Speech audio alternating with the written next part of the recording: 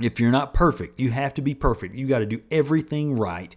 You got to be the greatest thing on earth. You're never allowed to set boundaries. You're never allowed to do this and that. You have to do exactly what mom says. You have to do exactly what grandma says. You have to do exactly what dad says. You're the guy that's stuck in the middle of all this, not able to be a man.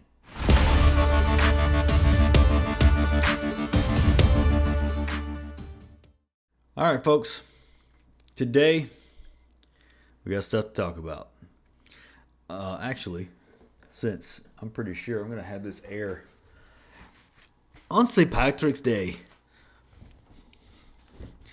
I'm going to wear this. Why not? So before we get into anything, I want to. It's very echoing in here at the moment. I'm going to be getting some padding for the wall. Maybe, I don't know. We'll figure it out. But as we know, I always feature a whiskey. Now, I have a drop left of a really cool whiskey from my favorite band, Metallica, Blackened. That's the name of a song they have. So, I gotta get lower. So, I have a drop left. I actually discovered this today. I was just keeping the bottle because I really like it. But I've tried it straight, but it's been a really long time, so I just wanted to try it again, like whatever's left of it. It literally is like, it's like a drop of it. So, hold on, it's getting there. But to talk about what we're going to talk about is a lot of people are wanting me to talk more about the BPD girl. My Xbox is on back there. I was like, what's that green thing? But it fits, So, only a little bit in here, yeah. It's not like very bourbon-y. I do like bourbon, but so the thing about their whiskey is they're finished in brandy casks, so it's got a little bit of sophistication to it, which is kind of weird for a thrash metal band to make, if you ask me, but it does taste good. I liked it. So let's taste it.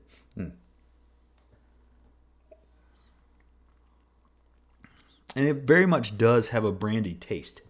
It kind of hits you, just like, I don't know. It's hard to explain. It doesn't taste like anything you'd expect. The bad thing is, I think they've discontinued that. I don't even think they're making that anymore. So, if you find it, get it. I wish I hadn't drank it. I wish I would have just kept it and not gotten rid of it. So, gotten rid of it by drinking it. But as far as like a normal drink today, I'm tired today, y'all. Sorry, I don't have a lot of energy. I spent the day cleaning my apartment. I did another video, and I'm doing this one. And this is going to air on St. Patty's Day, which I think is the 17th, right? So I'm not going to drink any more whiskey tonight because I've already had one big old thing of tequila for another video. And then I'm only going to drink this because I don't want to drink a whole lot. This is my favorite beer, Dragon's Milk. It is an 11% beer. It's strong as hell. Like, you're not going to make it through a bunch of these unless you just really want to get drunk. Aged in bourbon barrels. That is the best kind of beer you can possibly get. And I always open my bottles with my Yuengling professional bottle opener that I actually got from the Yuengling Brewery, which, if you don't know, Yuengling is the oldest brewery in America. Yes, they're older than Bud Light, Budweiser, Miller, all that stuff. They are the oldest brewery. That's Yuengling, not Dragon's Milk. I don't even know where Dragon's Milk's from. Somewhere in the Northeast, right? Somewhere. Let's find out. I'm not sure. I can't tell. You can figure it out. Anyway, I haven't had this in probably almost 2 years now. It's a very dark stout beer. Creamy. And hits you like a breath of dragon's fire. So, very strong beer, but I love it. So, today I just wanted to talk. Let me move you some so that. All right. So, not everybody, but a lot of people, I guess, have been wanting me to talk more about the BPD girl, which I mention her in most of the videos because it was just a crazy relationship. But what I talked about it a little bit in the video that I did, that just went over everything that happened, was how I tried to be a stepdad. And that was an absolute nightmare for the most part, honestly. And when you get online and you look for like stepdad stuff about, there's some videos on what to do if you're trying to be a stepdad. There's a good bit of videos on men just saying they're never going to try it again. And it's very understandable because when I did it, it was, God, it's probably one of the most tumultuous and stressful things I've ever done in my entire life. Ever. Like anyway, we'll get into it. So anyway, I got in a relationship with the girl that had BPD. And if you don't know BPD, I'm going to link that other video in the description so you can watch that whole thing. Borderline personality disorder. I got into a relationship with a girl that had that in 2020. We were together for about 2 years. She had one kid. When the time we met, he was 3 years old. And so probably a few months in, we hadn't really planned or discussed really me meeting her kid. So like probably 3 months in, I go there to pick her up for a date to where she was living, and she just has her kid out there. Boom, there's her kid. I'm meeting him now. Okay, was not expecting that, but it went smooth. Kids tend to like me a lot. I can be kind of a colorful character, I guess, at times. So kids tend to like me. So yeah, he liked me. Good. And I'm thinking, it didn't, for some reason that didn't hit me as a red flag. Like I said, I did another video where I talk about how I was just a super people pleaser for way too much in my past. I need to make this brighter, don't I? Yeah, a little bit. All right. So I didn't think much of it. I didn't really say anything about it. It was just like, okay, cool. It went good. We're good. Okay. And that was part of the problem. It's because I wasn't setting boundaries. And I should have said, hey, I was not comfortable with you introducing me to your child that fast. And he's 3 years old. So my thing is, like, a kid that young doesn't understand the ins and outs of relationships. So I feel like, I don't know, it's different for everybody. I'll talk about it later, I guess, the point I'm making now. But let's move on. So really, it just, after I met him, it became kind of rare for us to spend any time together without her kid being there. And that just makes it awkward. Like, you don't get to bond like you should bond when the kid's there. So, and I feel like that probably happens a lot. A lot of single moms try to rush the relationship with the guy they're dating so that they can have more time. Because, single moms, they got the kids. So we can have more time if you've met the kids. That's the wrong way to go about it. Sorry. It's just absolutely the wrong way to go about it. And I wish I'd known all this back then. But we'll just say that she liked the fact that her kid liked me. And, we got along. And I was fine. I shouldn't have been fine with it, but I was fine with it. And fast forward a year, we moved in together, all of us. So me, her, and her kid all moved in together. Now, this is where all the real problems started, because if I'm moving in, I was paying for everything. I was paying the rent, everything, all the bills. I think she was getting a little bit of child support from this kid's dad. Here's the other issue. His dad lived probably just a few miles away. And his dad was kind of a douchebag. Now, it's understandable if another guy doesn't want you raising his kid. I get that. I understand it. And that's the thing that I guess those two dads need to talk about. Be like, hey, I don't want you doing this, but just be adults about it. And you split up with the other person. Just be adults about it. Like, some other guy's going to be around your kid, and if there's something you really feel uncomfortable with having that person do, I don't know if you have a right to say, hey, can you not do this or not? Maybe you can have a talk about it. I don't know. I never had a talk with this dude because he didn't even acknowledge my existence. And I'm a very amicable person, very personable. So I don't know. He was just not malicious, but had animosity towards any guy that was going to be around his kid, which is a normal thing, I would think.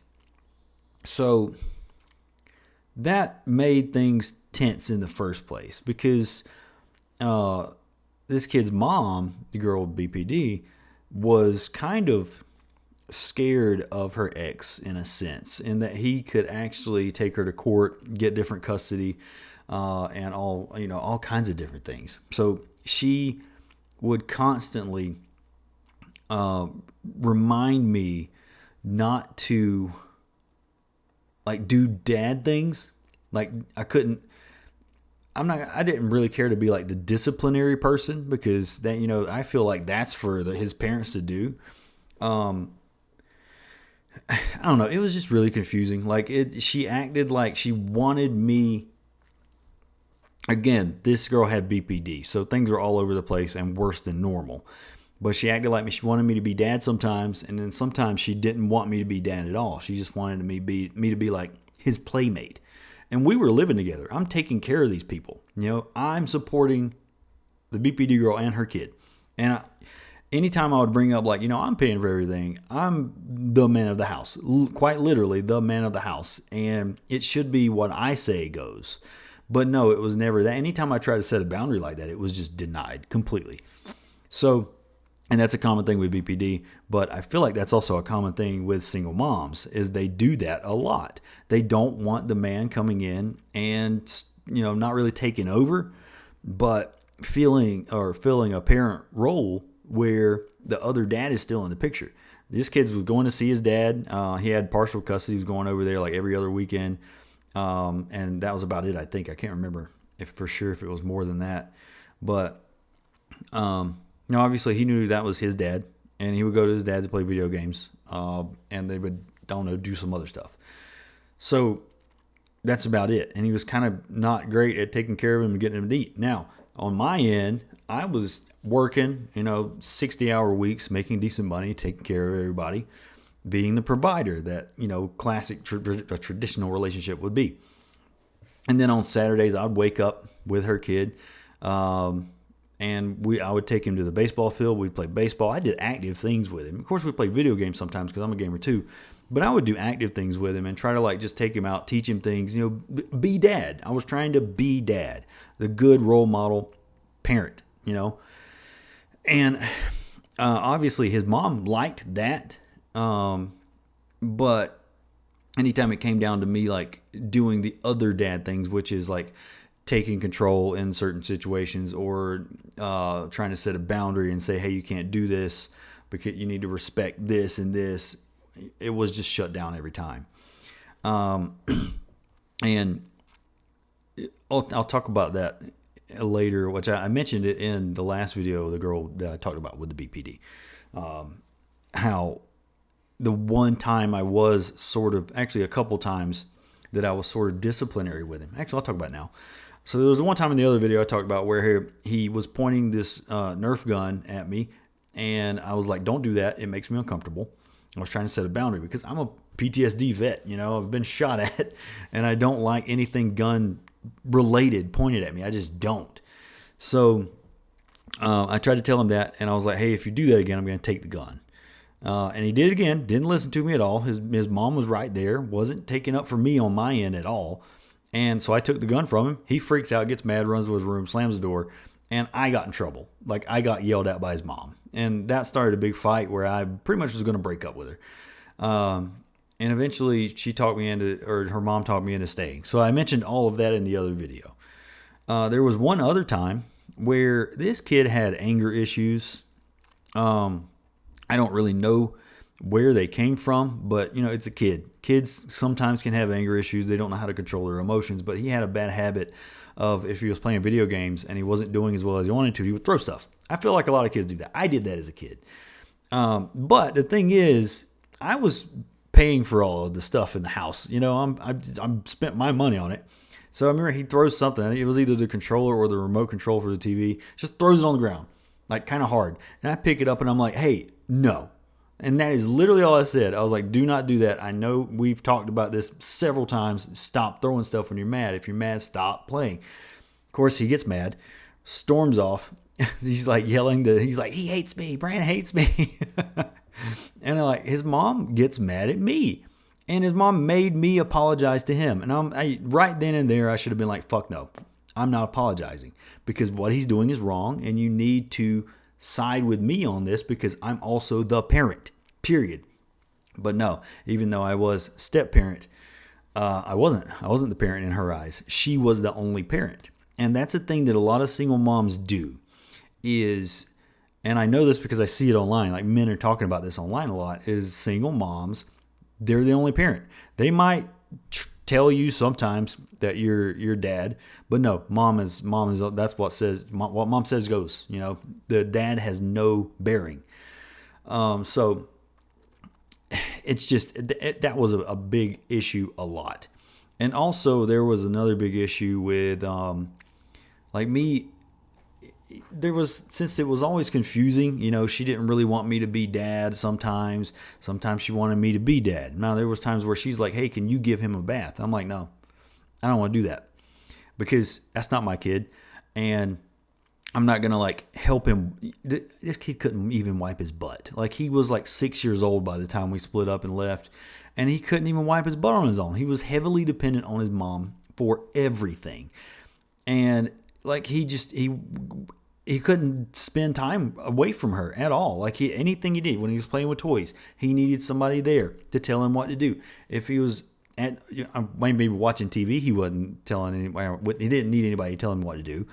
But anything he did, he needed somebody there to tell him what to do. And I'm like, by 6 years old, you should have some sort of independence, at least building, you know? And I was trying to help him build that. But when I would like try to get him to, you know, hey, no, wipe your own butt, you know, wipe it till it's clean. Okay. That's how you do it. I'm not going to go in there and wipe your butt. I'm not your dad. I never said that to him, but that was my thing. It's like, I'm not your dad. I'm not going to do that. No, I'm not wiping some kid's butt. That's not my kid. Now, when I had my own kid, I would change her diapers, do everything I needed to do. I gave her baths, everything. I'm not going to do it for somebody else's kid. That was a boundary I set plenty of times. I'm not doing that. And I'm not giving this kid a bath. He's 6 years old. He can wash himself, and he needs to know how to do that. So I'll stand there at the door out of the way and be like, hey, wash under your arms. Wash your butt crack. This is how you do it yourself. You are old enough. And his mom had a big problem with that. Like she acted like I was mistreating him by trying to give him some independence. If you got a 6-year-old boy, you got to teach him to be a boy, you know, have some independence. Don't depend on everybody for everything. Yeah, you're a kid still, but there's some things that you shouldn't need adults for by that age, period. Okay? So, again, his mom had a whole big issue with that. She would get really mad at it and act like I was not doing enough. Which, again, I was working like 60-hour weeks. I'd come home, I would clean, I would cook, I would do almost everything I could think of, and I was not doing enough. And that's the thing that's a big theme with step parenting, for dads anyway, is you're always the weak link. No matter how much you're doing, you're never doing enough. And that's a thing I see men complain about a lot too, is they would do everything in their power to step up and just do everything they could. And that single mom, that kid's mom, you're not doing enough around the house. You're not doing enough with him. You're not doing this right. It's just constant criticism, constant devaluing as a partner. And on top of the fact that you're never a priority as a step parent. You're not. So anyway, all of this culminated, you know, and again, like I mentioned in the other video, she had this kid sleeping in his own bed. But again, he depended on her for everything. So he would wake up and she wasn't there. He would come to the bed that she was in, which we were living together, coincidentally was the bed I was also sleeping in, and he would get in the bed with us. And, you know, most times she would move over and give him a little bit of room, but that also meant me having almost no room. It was a full-size bed. It wasn't a big bed. So I'd be like crunched up against the wall. And I know men can like all attest to this. Is like women tend to take up a lot of space on the bed. They just do. Every woman I've ever been with takes up like 80% of the bed, and we get that little 20%. Most of the time we're fine with that. It's like, whatever, I'll take the 20%. I don't need to do the whole starfish pose. But when it's to the point where I'm scrunched up against the wall and I've got a person like constantly moving around, they both didn't sleep well because he wouldn't sleep well, so he'd keep her awake. They were both moving around. I was never getting any sleep. So it got to a point where I would sleep on the couch. I was like, I'm going to go sleep on the couch like tonight. I'm out. And of course, she had a problem with that too. It just everything. Anytime I tried to set a boundary or say, hey, I need to get some rest, I need to do this, I was never allowed to rest. No, you got to go do this with him. You got to do this. You got to do this. And I'm just like, I never got to sleep in. Like on the weekends, I would wake up with him and go do things with him while she slept. She just sleep as long as she wanted. I wouldn't bother anybody. I'm going to fix him his breakfast. We'll go out and have fun. We'll play some video games. We'll get back. We might play a puzzle or something like that. And then she'd finally would wake up. I was never allowed to sleep in. She would come and wake me up because he wanted to play. And I'm like, you need to tell this kid that I need to rest. I work my ass off during the week. And if I told her that, of course, I'm the bad guy. And, let's just say we went on and we split and all that. And that's when I looked back and realized that all of these things were just the problem. The kid wasn't the problem, but her... the kid was great. He was a really smart kid. And he's just being, it's not his fault that he was too heavily dependent on her. That's just something that women with BPD tend to do to their children. They make their children super dependent on them because they don't want their children to grow up. And that creates all these problems. So the kid's going to grow up and not be independent at all. He's going to just have all kinds of issues. And I never really said this to her, but I would always think about it. I'm like, man, she is raising this kid to be just an absolute fucking terror. Center of the universe, maybe narcissistic, I don't know. But it's just,